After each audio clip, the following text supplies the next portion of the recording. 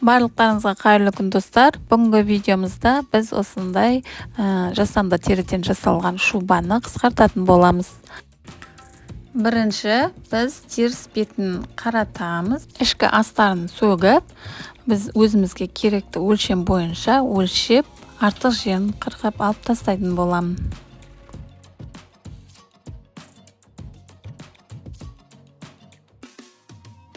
Менде осындай арнайы сөгуге арналған құрал. Осымен қазір шубканы қырқып шығамын. Енді ішкі астарын қайшымен қырқып шығамын.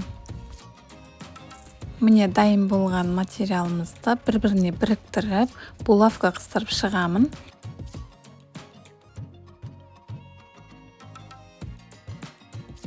Енді машинкамен тігуді бастаймыз.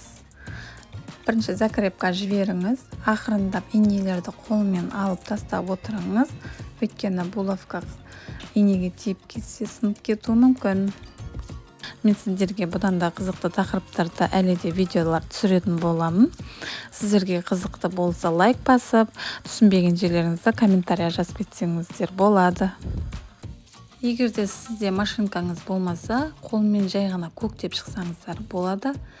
Менде арнайы шуба тігетін машинка болмағандықтан сіздерге жай ғана машинкамен тігудің жолын көрсетіп отырмын.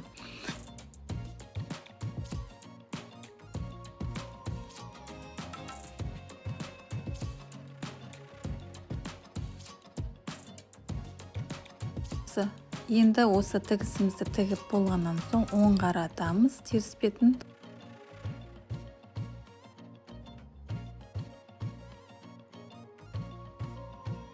Бұрыштарын шығарамыз.